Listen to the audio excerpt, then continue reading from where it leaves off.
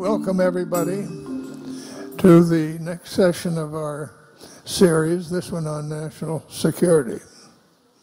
The program ahead is on April 8th. We'll have one on the health implications of all these changes that are taking place. It's being organized with the help of Lucy Shapiro, who's a professor here at Stanford of biology. Then on April 22nd, we'll have one on the Middle East. And on May 6th, one on the U.S. economy. Our session today has been chaired by Jim Ellis, a distinguished fellow at the Hoover Institution and a retired four-star admiral, so he knows something about weapons and national security. So I'll turn it over to Jim. Thank you, Mr. Secretary. Everybody hear me all right? All right, good. It's my pleasure to have been the moderator for today's session. As the Secretary mentioned, this is the seventh in a series of discussions that have been led by the distinguished fellow Secretary Shultz and his project on governance in an emerging new world. And we aim to understand the changes and inform strategies that both address the challenges and take advantage of the opportunities offered by the dramatic shifts that we've seen. As the Secretary mentioned, today's focus was national security. American leadership in science, technology, and innovation, so-called ST&I, has been the foundation of U.S. national security for decades. Advanced technology, along with America's ability to operationalize it into transformational capabilities, has long given us a military advantage. And while maintaining military technology overmatch remains a key national security objective, promoting technology development by the private sector at home and around the world, and then harnessing the development in ingenious ways, will be increasingly important for economic prosperity as well as for national security. The recently released National Security Strategy of the United States also points to research, technology, innovation as key elements of our national power. With me today is a distinguished panel of experts. As the Secretary inferred, over today we focused on our relationship on the national security arena with Russia. Then we focused on we shrunk it down to look at the tactical implications of technology in today's U.S. Army with the insights from a young Army officer. Then we looked at the non-state actors, the folks that we've been dealing with arguably for the last 20 years. And what is this access to new miniaturization, artificial intelligence, cheap, low-cost weaponizing of commercially available drones and things of that type represent to our relationship and the threat that they might pose to us. And then we stepped back again and looked at another strategic competitor with the folks to my far left, and that would be our relationship with China going forward. I'm going to do a quick introduction, and it will be quick. To my far right is Professor Margaret Kosal. She does research at the Sam Nunn School at the Georgia Institute of Technology. That's the Sam Nunn School of International Affairs. She explores the relationship among technology, strategy, and governance, and her research focuses on two often intersecting areas: reducing the threat of weapons of mass destruction and understanding the role of emerging technologies for security. Next to her is General Phil Breedlove. U.S. Air Force retired. Phil joined the Sam Nunn School after retiring as NATO's Supreme Allied Commander Europe and the U.S. European Commander. In those capacities, he commanded all U.S. and Allied troops in Afghanistan, Kosovo, as well as all NATO operations across Europe and the Mediterranean.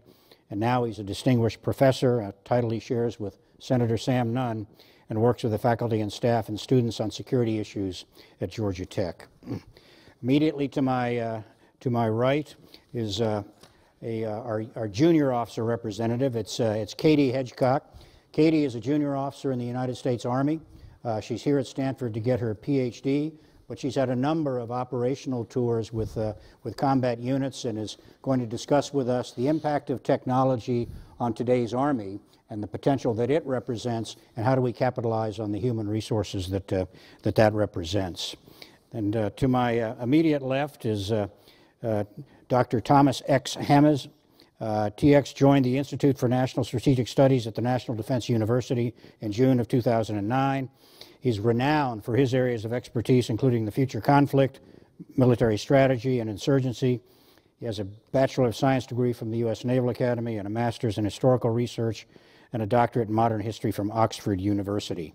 Most importantly, he's a retired 30-year veteran of the United States Marine Corps. And that usually, I thought that might elicit a response from the Secretary. And then finally, to my far left are our two distinguished visitors. The first is Hoover's own Admiral Gary Roughead, United States Navy retired. He's the Robert and Marion Oster Distinguished Military Fellow here at the Hoover Institution. He's a career surface warfare officer, and in September of 2007 became the 29th Chief of Naval Operations after holding 6 operational commands, and is one of only 2 officers in the Navy's history to have commanded both the Atlantic and Pacific Fleet. And next to him we have Dr. Ralph Semmel. Dr. Semmel became the 8th director of the Johns Hopkins University Applied Physics Laboratory on July 1st of 2010. He leads the nation's largest university-affiliated research center, performing research and development on behalf of the Department of Defense.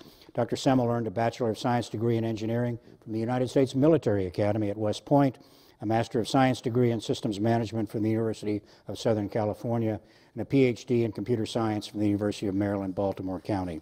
So, as I indicated, we've got a very distinguished and experienced panel here, and we will step through in the chronological order that we followed today. And the first paper was presented by Phil Breedlove and Margaret Kosal, and it's Emerging Technologies and National Security, Russia, NATO, and the European Theater. And I've asked one of them to give us a quick précis of what the paper was about, and then we'll launch into a series of questions after each of the speakers has had a chance to present that summary. Phil? Jim, thank you. Mr. Secretary, thank you for having us here. It was an honor to sit at that table with the leaders of our nation in there and have the conversation today, so thank you for having us aboard. It was my privilege to collaborate with, I'll call her Maggie, Dr. Kosal, on our paper. She was brought aboard to do exactly what we did in this paper, and that is look at the intersection of international security affairs and technology. She is absolutely superior at that. A physical chemist by training, but now a leading thinking in security affairs and technology. We took a broad look in our paper at the technologies that Russia is bringing to the table, and then secondarily, kind of what they're using those technologies for. We looked at adaptive manufacturing and how that changes many things in the way a nation might fight or how it might supply those who do fight. We looked at hypersonics, a field where the United States used to lead and doesn't lead anymore, and how the Russians may use hypersonics to change the dynamics of any future conflict. We looked at some interesting things that are not talked about very much, like metamaterials and how they change stealth and how they may bend light and how they may change the way that we recognize and see things on the battlefield.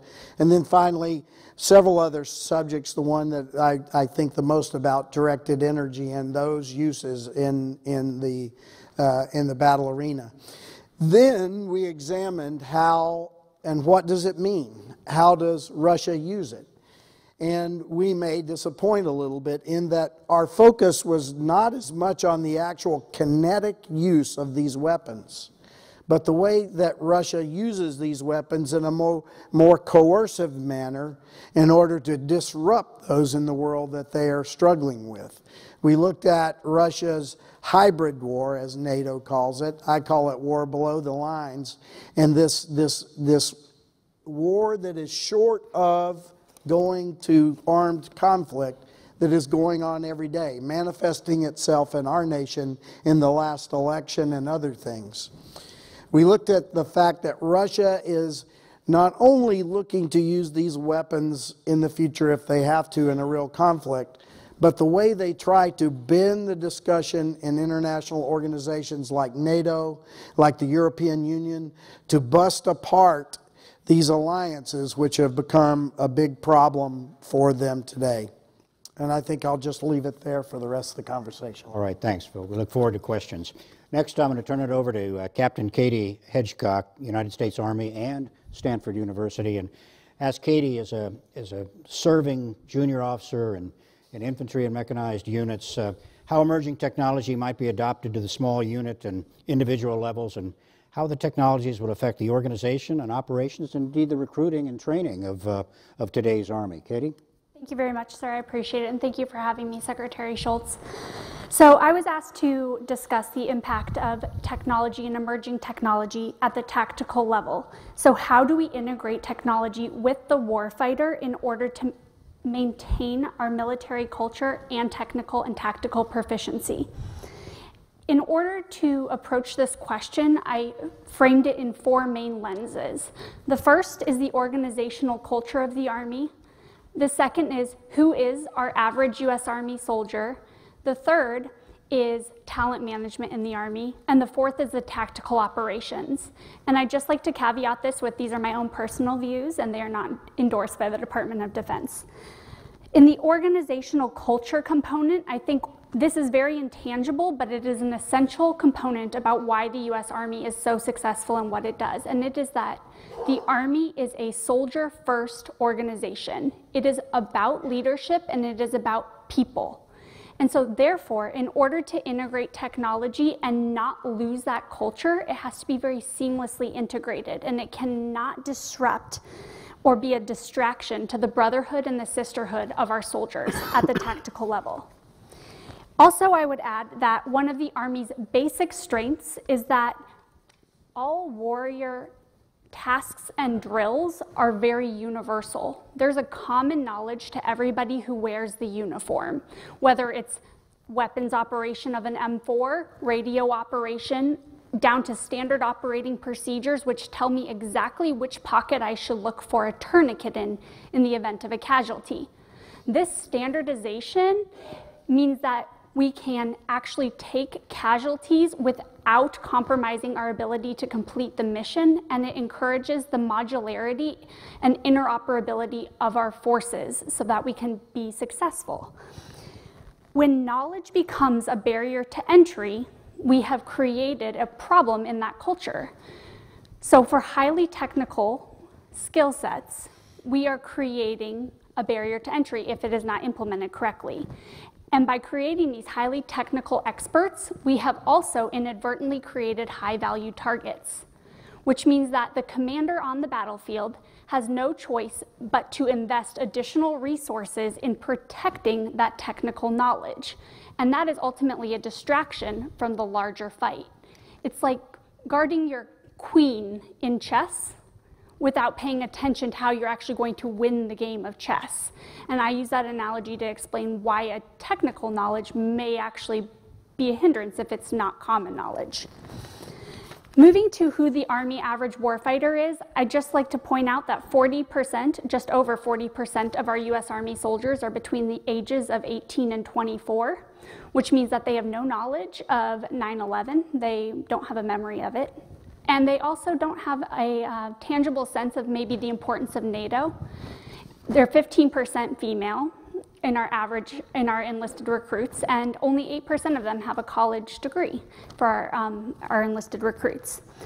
However, there is good news, which is that our soldiers are very technologically literate. By being in this generation, they grew up with cell phones in hand, gaming systems, and computers. And so it is very natural, and they often have a greater intuitive knowledge on how to operate technologies ahead of their senior officers.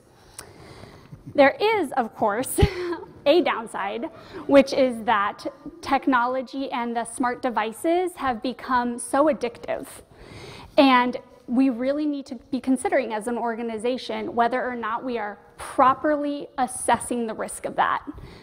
What is the resiliency effects when we take away those devices that have a digital signature? What are the risks for operational security with geolocating?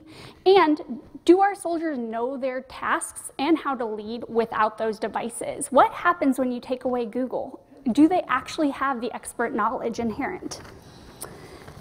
So I'll move to talent management because I'm trying to be brief. In the Army, there is a horizon for the amount of time that you can invest in individuals because they come in and they're contracted, typically 4 to 8 years. And in this time horizon, that allows the Army to make a huge investment in human capital to include these technical skills that are required to meet the technological advances of our force.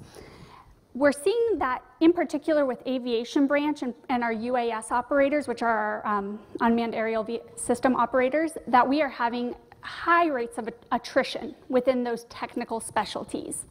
And part of this is that they are very profitable skill sets outside of the military, but the other part of this is that those specialties are low in strength and highly important to our commanders on the battlefield, which means that they are deployed frequently and they become burnt out. And we need to find a proper way to balance that talent management with the demands of our force. And finally, the threat environment and tactical operations. There's almost no such thing as cover and concealment any longer on the battlefield. The technology that we require needs power, which has a light signature, which has a heat signature, which has sound, which is often very onerous and hard to carry. And so as we evolve these technologies, if we want to continue to embrace warfare in the way that we've traditionally known it, some of the footprints of technologies need to become smaller. And I think I will just add one last thing, which is when technology fails. And that is essentially important because inevitably it will. The speed of technology moves very quickly and you can be outmatched on the battlefield. And so just as important as it is to emphasize learning our technologies and our warcraft within the technology, it is equally important that we are operating in an austere environment and that we are creating subject matter experts within our soldiers who can still fight the fight when technology fails. Thanks, Katie. TX, you've written that the convergence of dramatic improvements in the fields of robotics, artificial intelligence, materials, additive manufacturing, and nanoenergetics are dramatically changing the character of conflict in all domains. What does that mean? It means that when things come together, you create new things. For instance, you take a pair of water skis and a motorcycle engine and a rubber track, and you create a snowmobile, and you create a multi-billion-dollar industry. So if you take these technologies, start to put them together in different ways. You take the technologies I looked at were small warheads, drones, task-specific artificial intelligence, not general AI, and what the community calls limited AI, but it really isn't limited, it's task-specific. At this task, it is better than any human on the planet, so don't underrate it. Then with advanced manufacturing and access to cheap space products. You put those together and you create a long-range strike system that took the United States billions of dollars and decades to develop, and yet as an insurgent, I could now have it pretty much tomorrow.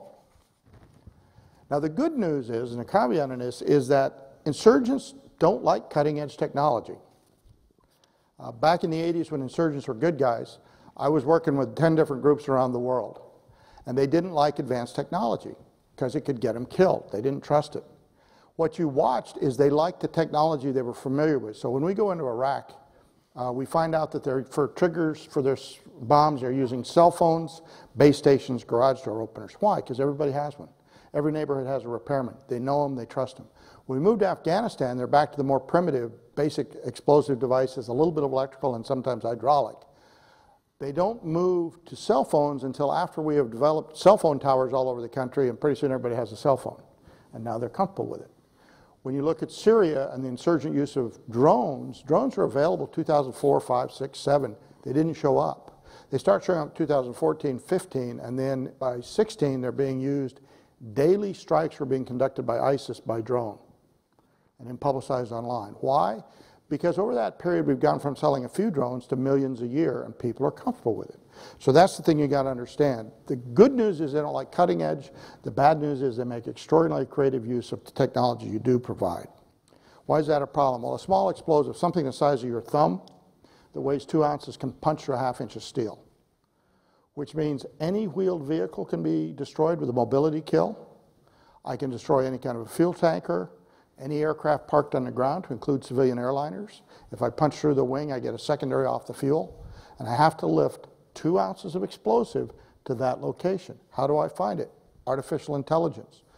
We have 9 companies that make drones, and if I throw it in the air, it'll take a look at your face, and you can take off running, and it will follow you. You can ride mountain bikes through wooded trails, and it will follow you. So it's not only following you, but it's also doing obstacle avoidance at the same time and matching speed to the target. Well, that's pretty complex. If I just want to throw it over a fence and have it fly out there and find something like an Airbus 380, that's pretty easy. So those are all coming together and will be used. So what does it mean? Well, I think what it means mostly for the insurgent is 2 things. You now have the capability to attack a specified target, field trucks, a commander, a mayor, a meeting of the local council, or you bring the detonator. In Russia, there are some tremendous YouTube videos of Ukrainian ammo dumps blowing up, where small drones flew over and threw a small grenade, a thermite grenade, about that tall, about that big around, weighs a couple pounds. In a series of 4 or 5 attacks, they detonated 250,000 pounds of Ukrainian ordnance. They simply attacked the ammo dumps. Fuel dumps, ammo dumps, parked airplanes, all these are possibilities. So all of this is a problem, but the real thing for us as the U.S. is we haven't failed in insurgencies because of tactical problems. We fail at the strategic level. We never understand the fight we're getting into.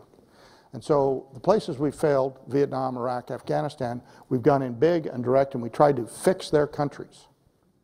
On the other hand, we've succeeded strategically when we've stayed small and indirect and looked out after our strategic needs. El Salvador, the Philippines twice, Thailand, Colombia. All of these were successes because we didn't try to change the countries. And that's the thing. It is not a technology issue. It is a strategy issue. The outlier from that, of course, are terrorists, because you never know where they're going. This is a real problem, because using Google Earth, you flip, or Google Maps, you flip to the Earth view, and you can see Heathrow Airport, see exactly where all the airplanes are parked. You may note that they're less than 2,000 feet from outside the fence. On a given day, there will be 20 to 30 aircraft, big airliners, parked within 2,000 feet of the perimeter fence, or about a minute for a drone. So that gives you an idea what terrorists can do with it. Criminal organizations are using it, but that's just being criminal organizations. They will remain that, and they'll just use it to stay ahead. So what's our response? I think the first thing the U.S. has to understand the situation you're getting into. Don't wander into a country thinking you're going to fix it. Some countries are already nations, and you're just trying to build a state. That takes a decade. Many places are not nations yet. They're split, like the Baluch are split in 3 countries, the Kurds in 5. Somalia has split functionally into 3 countries, Sudan into 2, Yugoslavia into 7. This is because the old boundaries were drawn by empires and they're no good. They're now going through the process of forming nations. The danger with that is, or the problem with it is, that in Europe and Asia that takes 400 to 1,000 years. So even if we're 10 times faster, think if you get involved in one of those fights, it'll take 40 to 100 years, and apply yourself accordingly and very cautiously. Leave it there. Thank you. Gary, we're going all the way to the Pacific now, and the theme of their paper was that in the context of our engagement with China, that information is transforming the Pacific landscape, and future, if not conflict, certainly the confrontations. Gary, there's a trope around that everything that the Chinese have in the military, they stole from us. Where are we? What are the realities of that in both the technology, the organizational concepts, the operational experience? What's really happening in the Pacific? I think it is important to think of China as a power, a peer competitor that has moved very, very rapidly in the last few decades. And to your point, Jim, I would say that there was a phase where China imitated, and then they went into imitative innovation, and now there is some significant innovation that's emerging in China. And the approach that we took, and we're not discounting the importance of kinetic weapons, because war will always tend to be violent. But as we looked at the Pacific, and by the Pacific you can call it the Asia-Pacific or Eurasia, we do think that information is the new coin of the realm. information in conflict and out of conflict.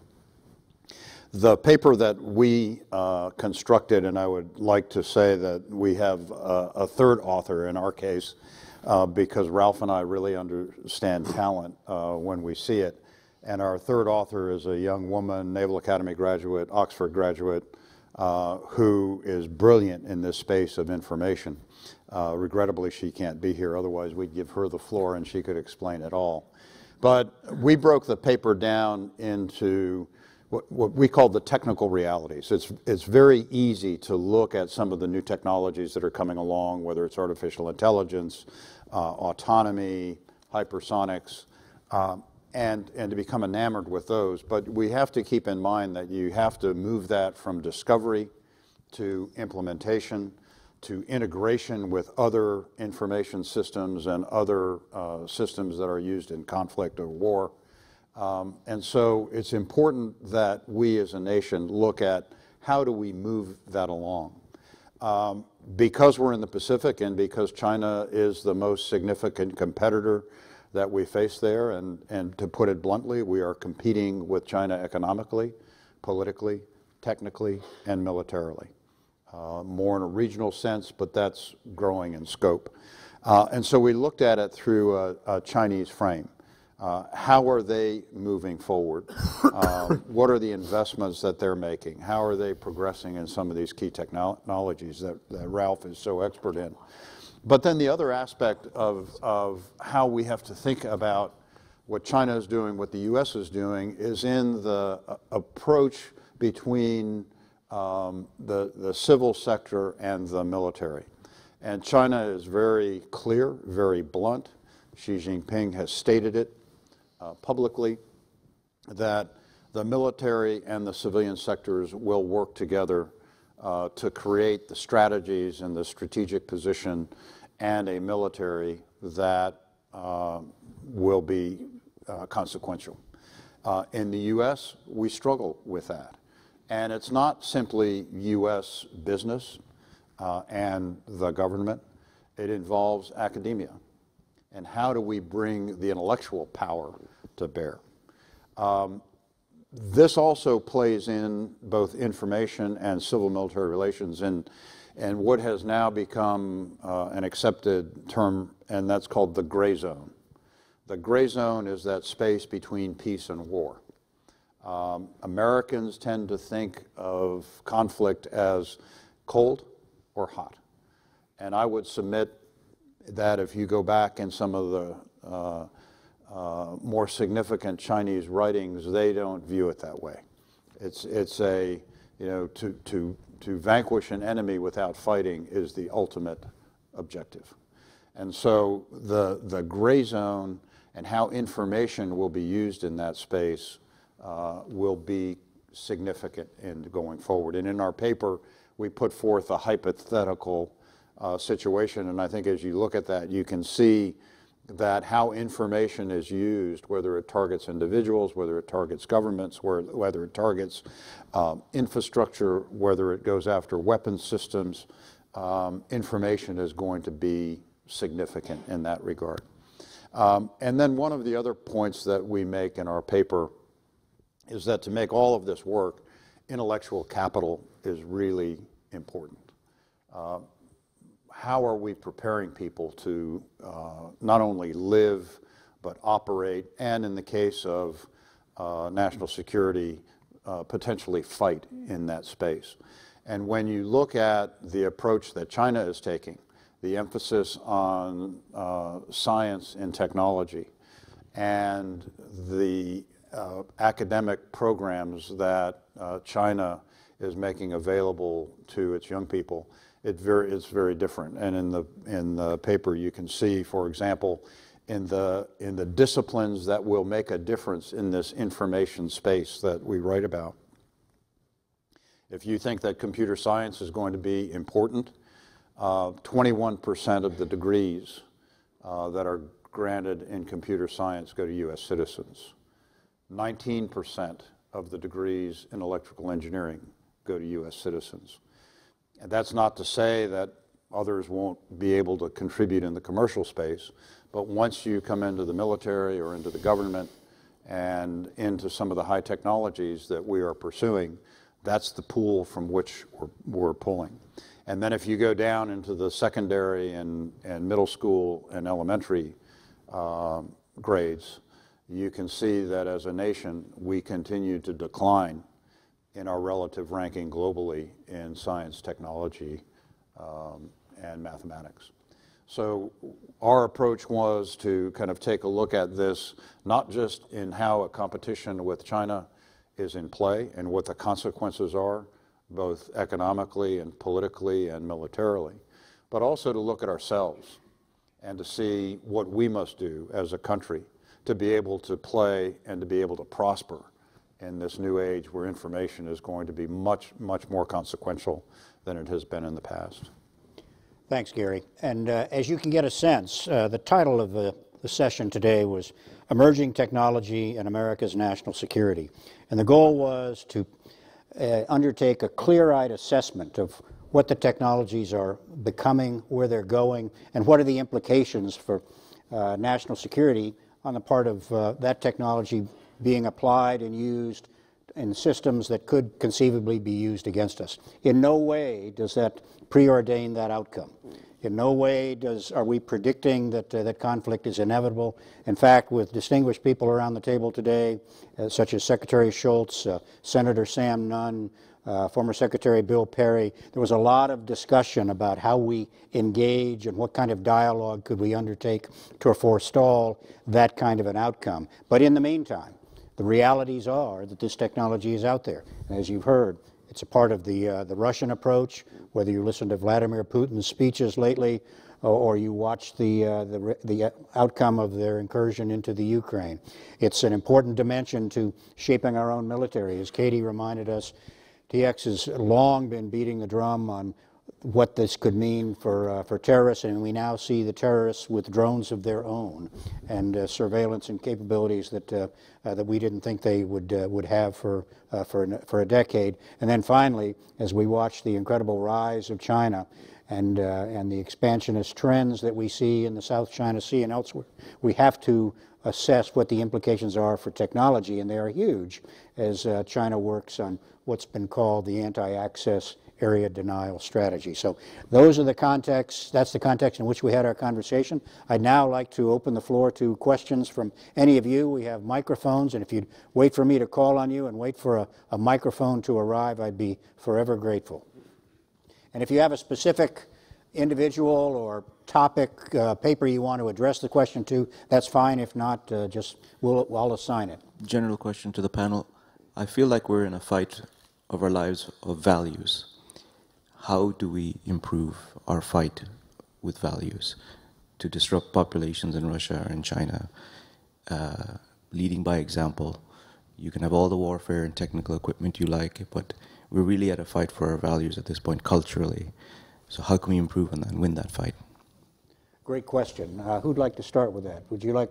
I'll start with that. Having sat through several of the summits, NATO summits, as the alliance looked to how it would react to Russia's first incursion into Crimea, when Russia, for the first time in decades, we had a major European nation using force to change internationally recognized borders. And as the alliance began to talk about what it was going to do, the first conversation among our leaders was about the values of NATO, the democratic values that this alliance embodied, and that we needed to first and foremost stick to those values as we replied. And then from that began to be the discussions of then what will we do structurally, what will we change about how our forces are arrayed, how will we respond. And I think you're exactly right. It's even more important now. We see many of the great nations of NATO being challenged from within. Great leaders, Angela Merkel among them, being probably going to be losing their leadership positions in their nations. And much of this is about the value struggles that are going on among these great societies. And so I think it's incredibly important that we step back once again and remember what, in my case, in the case of Europe and NATO, what it was that we were all about in the first place. And that was recovering Europe, the entire world, from a disastrous world war and centering on values that could hold together an alliance for the future. And I would offer that the alliance is over 70 years old now, and it's the most powerful, capable, and in my opinion, successful alliance in the history of the world. Thanks, Phil. Katie, you talked about values and culture today in today's Army. Could you have a thought or two on that? So I do have a thought or two on this, and it's actually outside the scope of the direct soldier in the fight, but I would say that we have to start at home with our domestic values and knowing what we represent. And one of those components is also having some pride and some honor in national service, not necessarily just through the military in any venue, because what I'm concerned about is the fact that I think as a nation we may be losing a little bit of that value of service in defense of our nation. And if we lose that, then how do we project any strength of our values outside of our nation? And so really for me, that's where it comes back to. I'd love to see more tech minds in service. This is something we spoke about quite extensively today in the panel. People finding pride in their nation and therefore wanting to serve. Thank you. TX? I'm going to be a little more cynical. Culture eats values for lunch.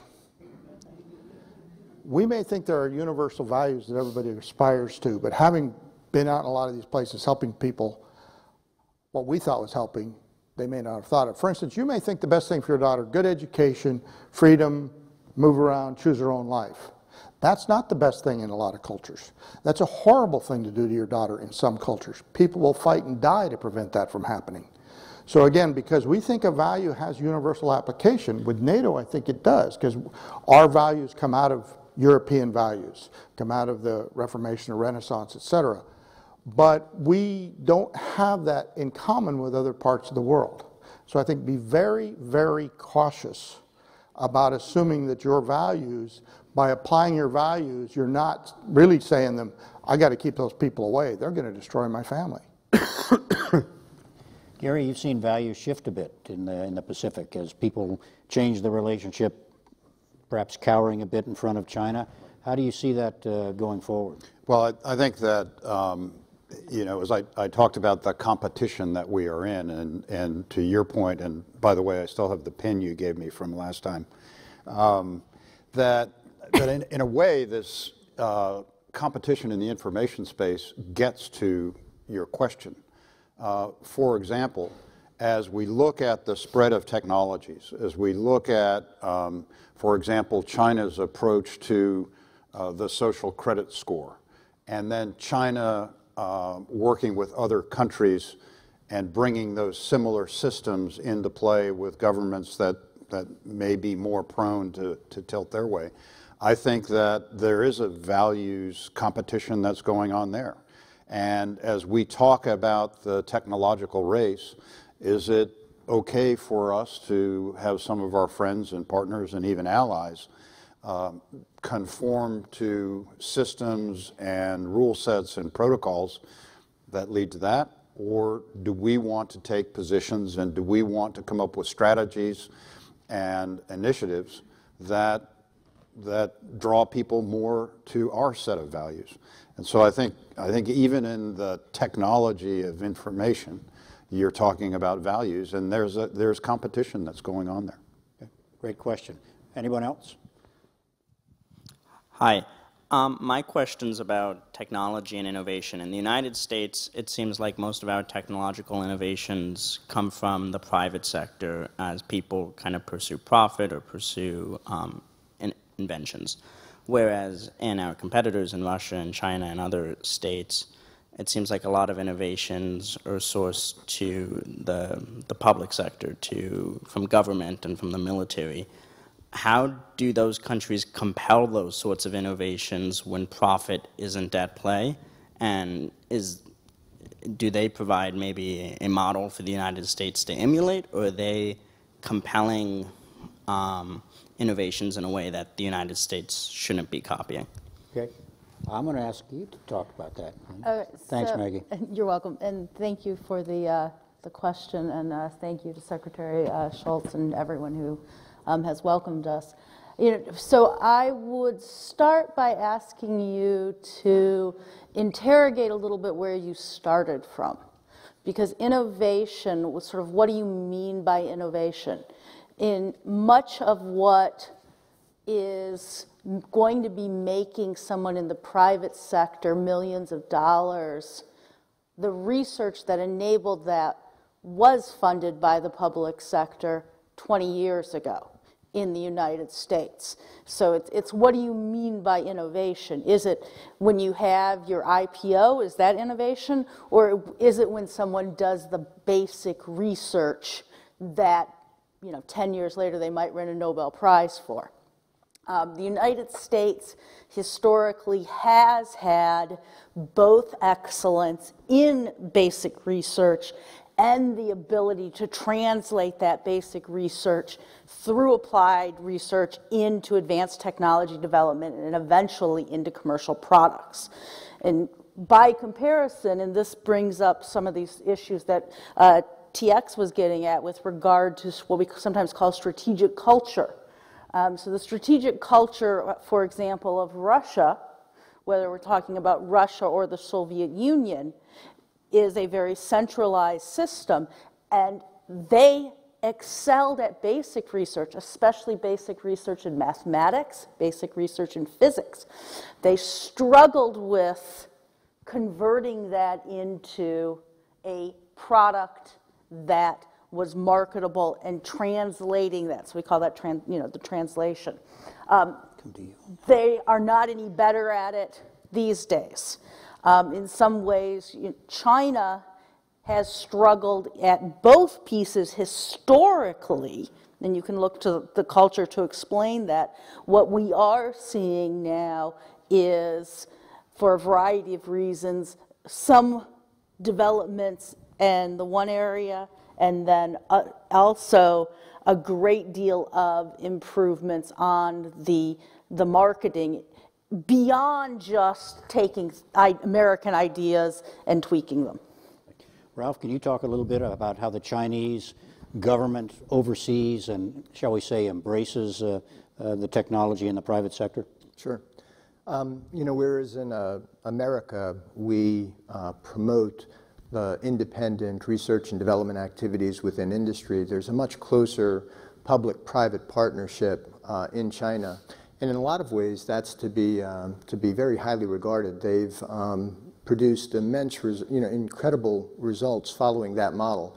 Now, whether that model can sustain in the long term, that's to be determined yet. But China has established a number of strategic goals that they've driven both their academic and industrial communities to try to achieve, and have been very effective in pursuing those goals, especially in areas like information technology. And if I could use one example to be more concrete, is they have made a decision that they would, for example, be the world's AI leader in 2030.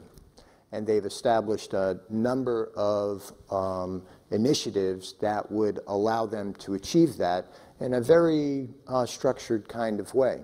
They similarly have recognized the importance of the international communications infrastructure and have set their sights on being the standards maker for 5G networks, which will provide incredible capabilities. And again, through their private and public partnerships, they've been able to marshal their resources in many ways more effectively than the United States, and they should be highly regarded for doing that.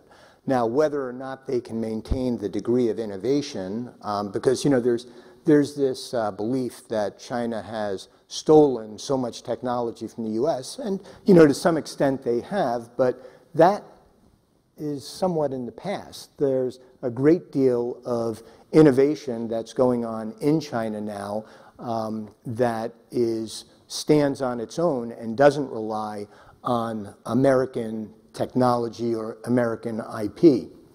And the question now is, who's going to survive this competition? Who's going to end up with the advantage in this competition as the standards get set, as international, various nations rely on different capabilities that are developed either by China or by the United States? That's a to-be-determined point at this time.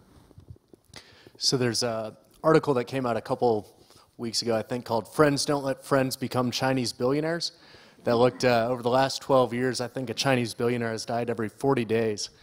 It's like some crazy stats. And there's an article in the Times today about Chinese entrepreneurs leaving China because they don't have faith that they're going to maintain their life or liberty, and maybe not even the pursuit of happiness. And it's like, I'm not a geopolitical expert, but this doesn't seem like a great way to have a strong innovation policy. Why are we so concerned about China? Like, why don't we just let them Soviet Union themselves and keep on doing what we do? That is a verb. It's a great question. We spent a number of minutes today talking about that. Most of us, not all of us, certainly the lady to my right is not, but are old enough to remember the Cold War and the perception that we had of Russia before the wall fell. And we were accused of making them 10 feet tall when we actually found out after the wall fell they were 5'8" with nuclear weapons, which may be about 10 feet, I don't know. But the fact of the matter, that wasn't quite what we thought. And we did discuss today the issues. Secretary Shultz pointed out the demographic challenges, the economic challenges, the ethnic diversity challenges and assimilation challenges that China had. So, as I said, there's nothing preordained in all of this, but a clear-eyed look at the technology is what we're about. But your point is a good one, and this too brought us together today. How do we think about strategy in this context? In other words, virtually everyone that presented today talked about the need for a more strategic approach to this, not just chasing willy-nilly after technology. Well, they're building one, therefore we have to build one. That's a recipe for failure. But how we think about it for the long term is appropriate. But you also have to have that hedge capability as well.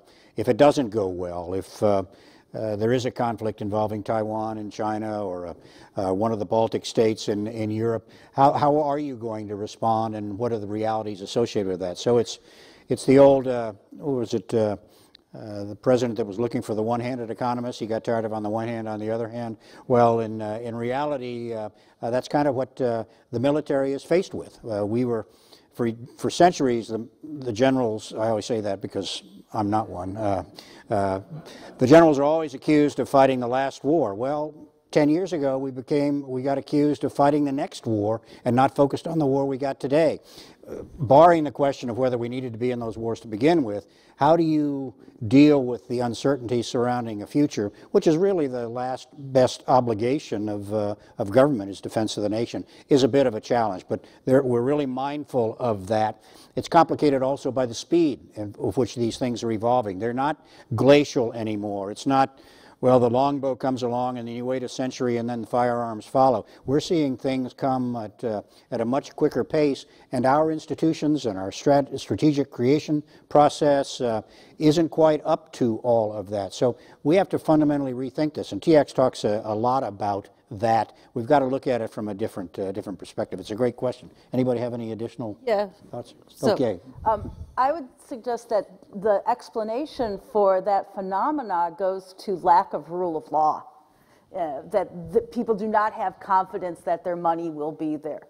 So that I would assert is the major driver for that phenomena.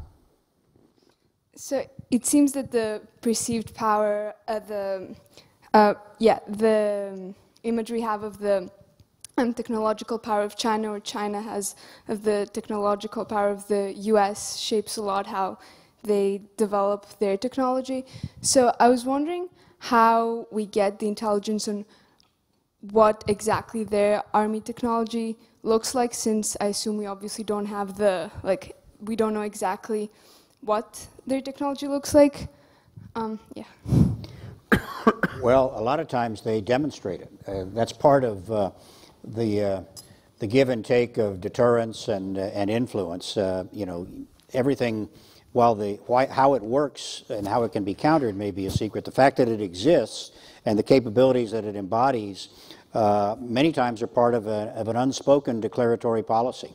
In other words, China may want us to know that they have long-range missiles capable of tracking aircraft carriers because it might shape our willingness to bring them to the region. But anyone have any thoughts on...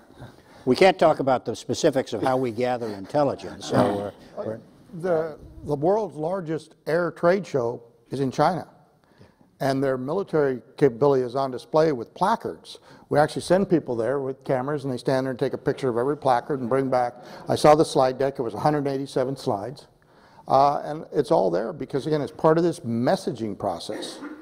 I think Russia's the worst at it. I actually think the Chinese are a little better at keeping some of their thoughts and ideas close to them. And as I said before, a lot of what Russia wants to do with its technology is to intimidate. They don't want to fight us. They watched how Desert 1 went, Desert 2 went. If the West has time to prepare and go to war, they know they can't stand, and so they want to intimidate and shape before the war. And so Mr. Putin's pretty good at showing us in his speeches and things exactly what they're doing. Now we have to figure out, is it real or are we being played? So I will add that, like the United States, China has a very significant emphasis on publicizing early research work. And it's, you know, we have scientists and engineers that routinely are looking at that work to get indicators of where China is going in the future. And so it's not just the intelligence gathering machinery of the nation. Actually, scientists and engineers are very interested in what's coming down the pike. There's a global science and technology community that routinely interacts, and China participates actively in that. Gary? Yeah, I would say that one of the other things that's very important is we can be captured by technology, by, you know, the things that all of us have talked about. But one of the things that is taking place in China, at least from a military perspective, that I think many people aren't focused on, is that within the Chinese military, they're undergoing a generational shift in leadership right now. And for example, if you went back to the counterpart that I had in China, he grew up in a military and navy that was not technologically sophisticated. That generation has passed off. And so I probably spent more time thinking about how will these new leaders employ the technology that they are now developing and acquiring and integrating.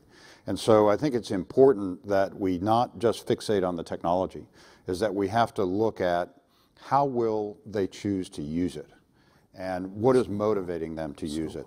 And so I just wanted to add that point, that that could possibly be the more important part, because it will show intent.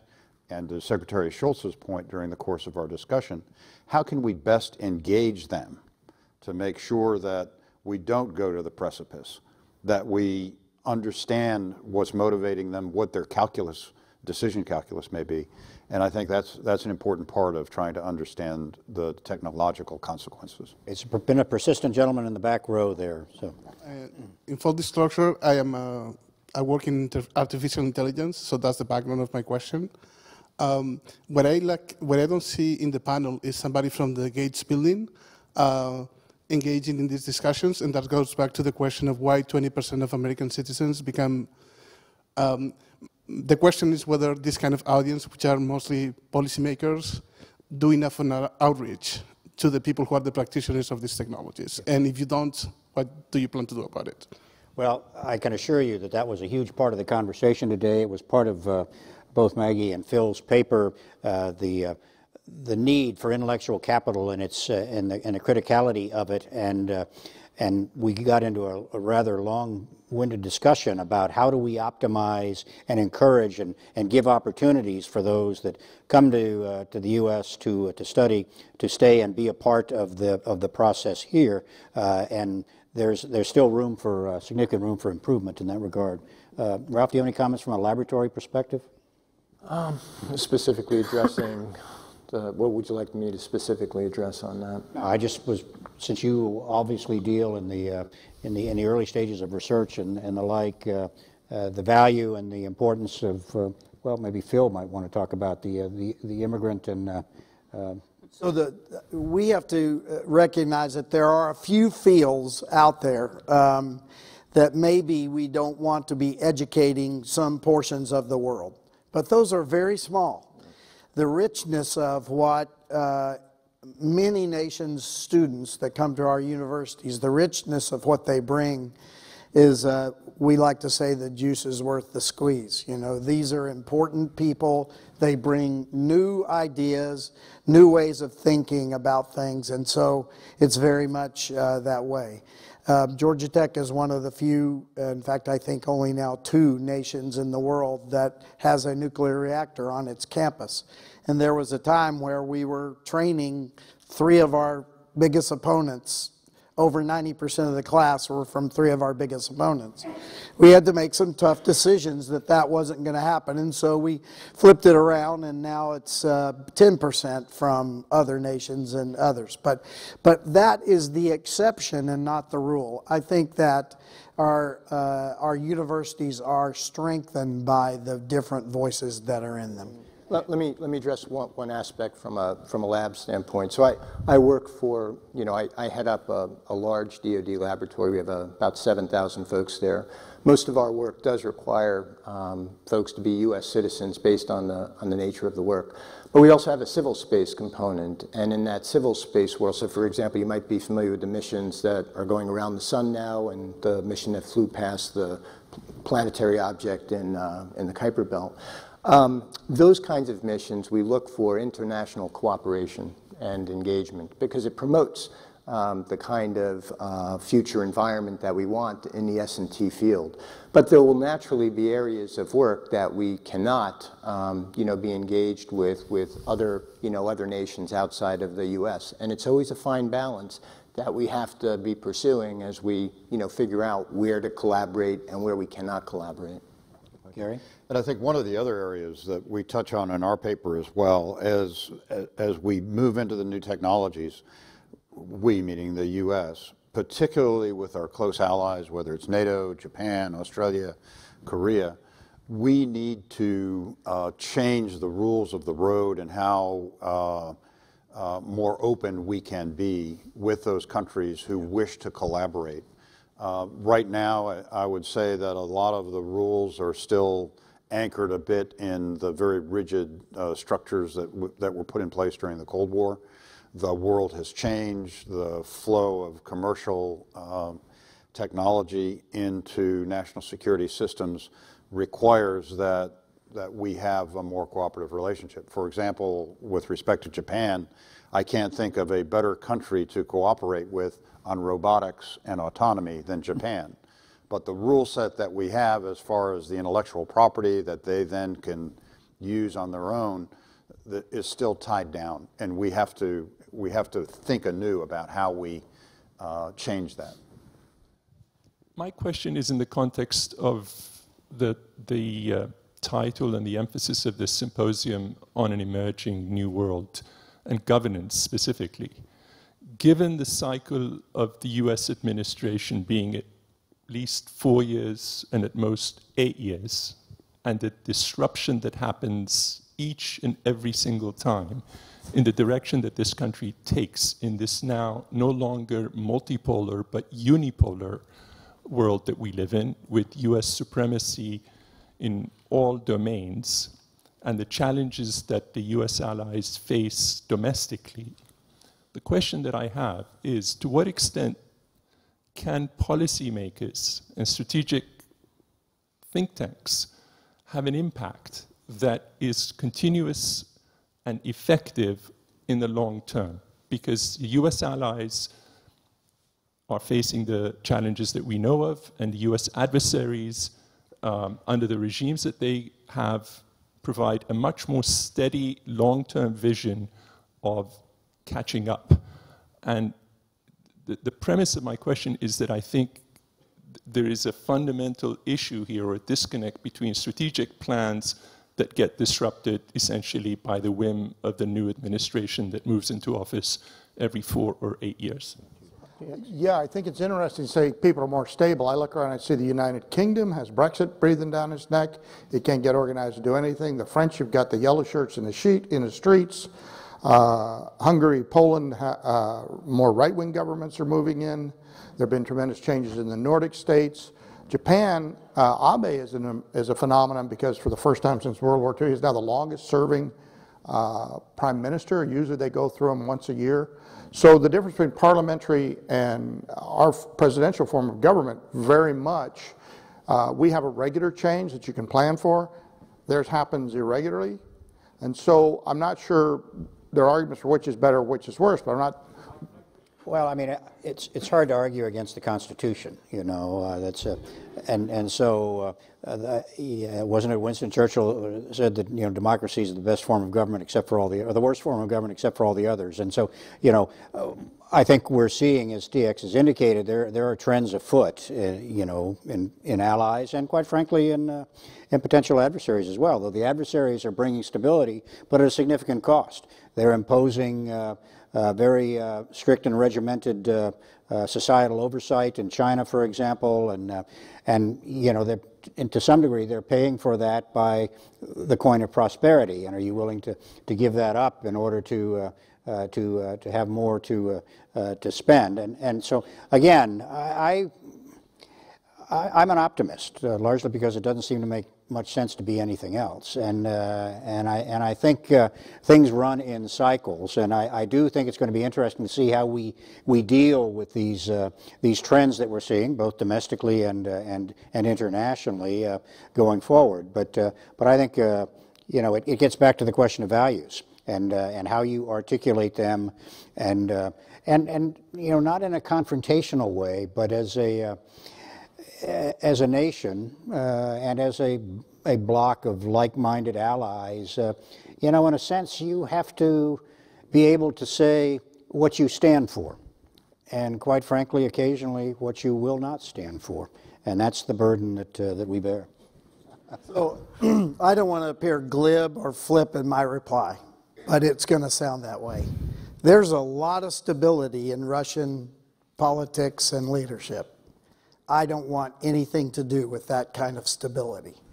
I, like you, am frustrated by working for many, many years with our nation's national security in my mind, and from time to time, my commander has changed the direction of his thoughts, but that's what U.S. militaries do. We swear to support and defend the Constitution of the United States against all enemies, foreign and domestic. Yeah, right.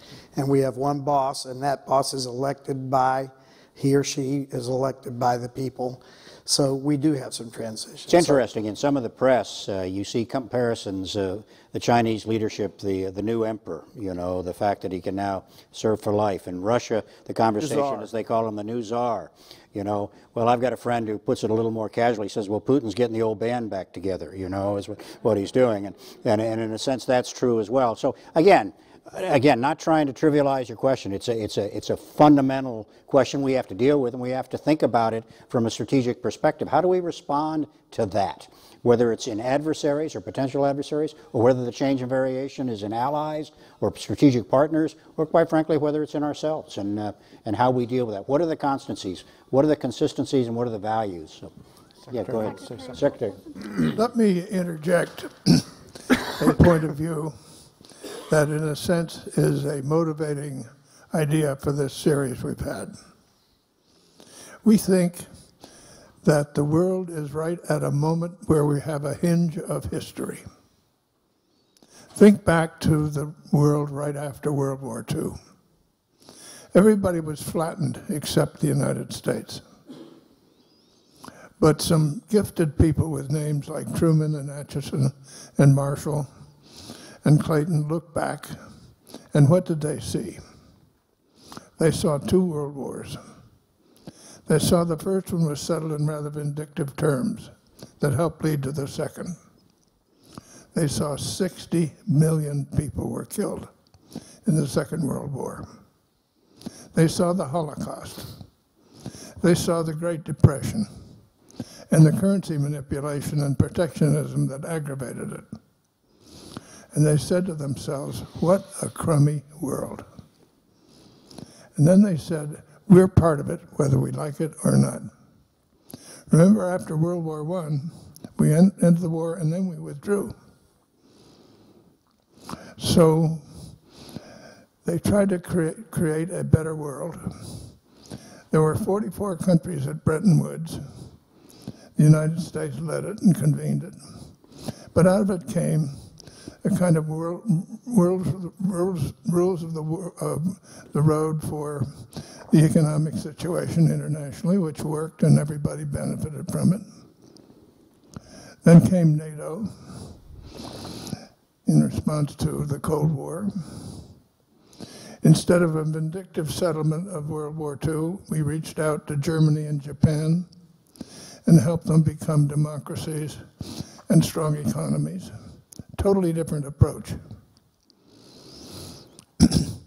And so over time, and I think it's fair to say, when the Cold War ended, there had been built a security and economic commons from which everybody benefited. We benefited, so did everybody else.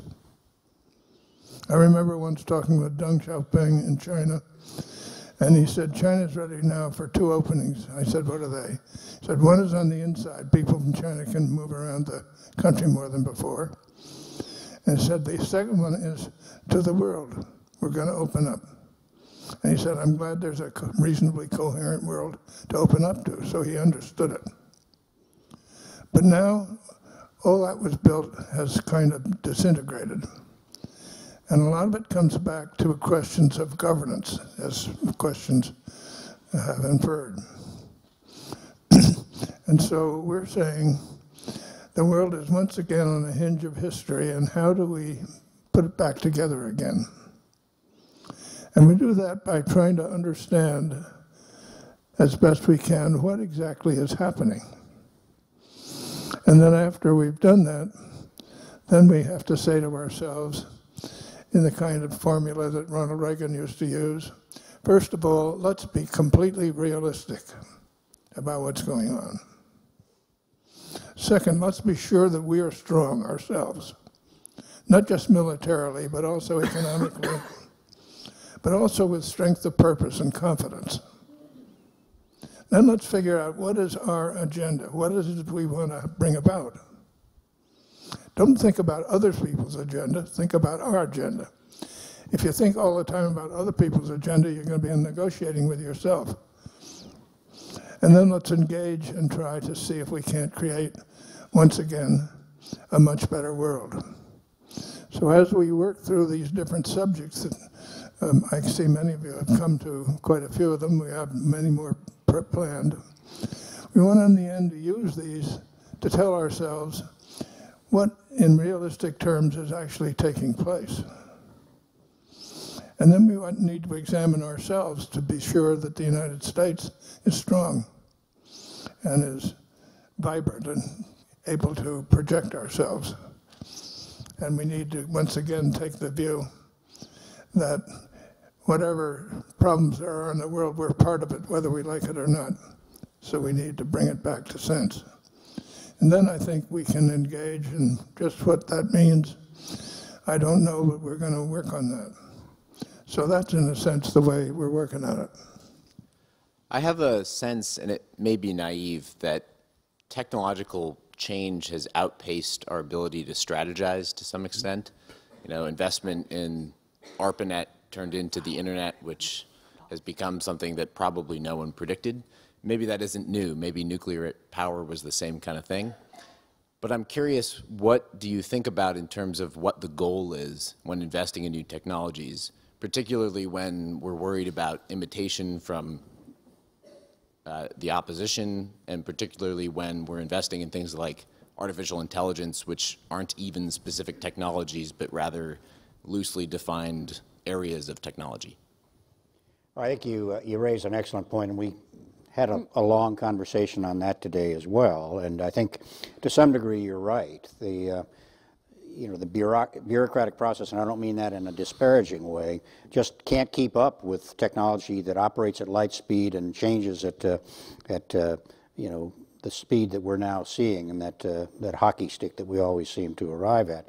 And we need to understand that challenge and that difference. We had a conversation as well about whether faster is necessarily better. In some technologies it is. If you're a stock trader or you're trying to operate a defensive weapon system, speed is very, very important. But if you're trying to deliver a message, give people time to receive it, understand the intent, discuss it amongst themselves, and then shape a different behavior and a different outcome, you can make a compelling case that speed can drive things divergent. You don't give people time to think and time to understand what the messaging is that they're actually receiving, and that can be a net negative. But it is absolutely true, and it was pointed out by Katie and a number of others today, that the understanding of technology at the highest levels is not as good as it is at the lower levels, but nonetheless, the processes by which we arrive at strategies and conclusions are important, and they're not necessarily going to be speeded up. They have to be the right processes. I used to say, throwing more computing power at a flawed process just gets you the wrong answer faster. And so we need to think about how our processes need to be adapted to account for the technology. We're never going to be able to operate as quickly. Fascinating question. And I'm going to key in on, you talked about groups of technologies. AI is not a single thing. If one looks back historically, and history is not predictive, but it shouldn't be ignored either, historically, one can go as far back as tracing the rise of civilization to correlating, and we don't necessarily know if it's causal, to the rise of groups of technologies that had military significance. And if you're interested in this, Peter Turchina and colleagues had a paper in the Proceedings of National Academy of Sciences about 5 or 6 years ago looking at this, and you see that it matches up. The question becomes, what's the directionality? And as we're looking forward, often in our discussions or the discussions that I regularly engage in, there is an assumption that technologically deterministic means that it's going to be used for malfeasance. And if one looks back historically, the rise of civilization or the rise of large-scale polities, we at least hope was a good thing that came out of groups of technologies. So will we ever get to a point where we can strategize before we understand the implications? I don't think anybody's crystal ball is going to have that fidelity. If they do, that would be incredible. But we don't do that. And I'll invoke former Secretary of Defense Gates made the comment that the United States military has a 100% track record in terms of prediction of getting it wrong. But that does not mean that you stop planning, you stop preparing, you stop thinking about it. Because in the actions of doing that, you are preparing yourself to deal with the unexpected. Gary? A little nautical analogy is you're not going to hold back the tide. I mean, it's coming. But I think to pick up on something that Katie said and the point that we tried to make in our paper is that I think this is where the bright minds have to come together. The speed of change is upon us. The shifting geopolitical environment is upon us. And what we need to do is to bring our model of bringing the civil and the military together and the strengths of our country together, calling on young people to come into service, inspiring them to learn more and to better understand what these currents and winds are, and from a policy and a technology level, be willing to come into the arena of government and policy making and chart the course ahead. I would submit that as we look back on the hinge of history that Secretary Shultz was talking about, there was a hell of a lot of uncertainty out there, but people didn't turn from it.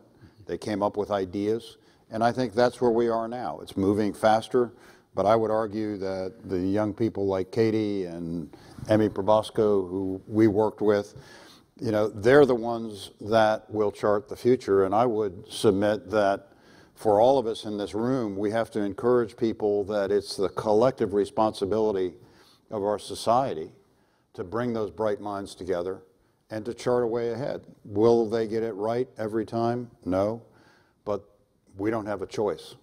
Tide is rolling in and we just have to face it. TX? One of the great trends that comes from all of these is that revolutions favor capital over labor. When I invest in new machines, it's not because I want to pay you a better wage, it's because I want you to go away. So you can see this through history that there's a period where it gets much worse for labor, and then as the productivity gains, then labor does better. From 1800 to 1900, lifespans doubled, health went way up, et cetera. But there was a period there at the beginning from 1820 to about 1860 where it was really bad for labor. That's what we should be looking at. How does this impact society as a whole? How do we minimize that impact and spread the wealth, so to speak, rather than letting it be concentrated? Okay, I think we're going to draw this session. Oh, sorry. Katie, all right. Very quick point, which is that I think that there's a cultural fear of getting things wrong, and that includes strategy. So we are so paralyzed with this belief that we're going to have enough information one day to make the right decision, to make the right strategic plan, that we do nothing instead. And that's actually opposite of the way that we need to be interacting with the speed of technology, which is making the best decision possible with the information we have, and then having the forgiveness and the risk tolerance to keep moving forward. And I think that's the point, too. Remember that the technology we're talking about isn't all to be feared. I mean, artificial intelligence can do tremendous things to help us model, to help us plan. When I used to lecture at the War College, I'd say, you will plan for 100 contingencies. And I guarantee you, fate will deal you the 101st, because that's just the way it is. But all that planning hasn't been wasted. All the preparation, all the analysis can be reassembled. The bricks in that building you built can be realigned to deal with the challenges you face today. And so that can be enhanced and enabled by the technologies we're talking about as well, to give us a more rapid response and an iterative capability, not to predict the future, because that's a fool errand, but to at least see in its aperture what the span and the spectrum of the future might look like going forward. This is the 7th of these that we've done. As the Secretary noted in the introduction, they will continue.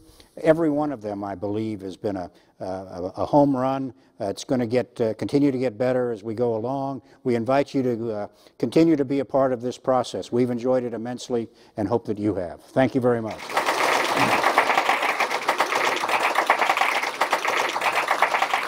Thank you.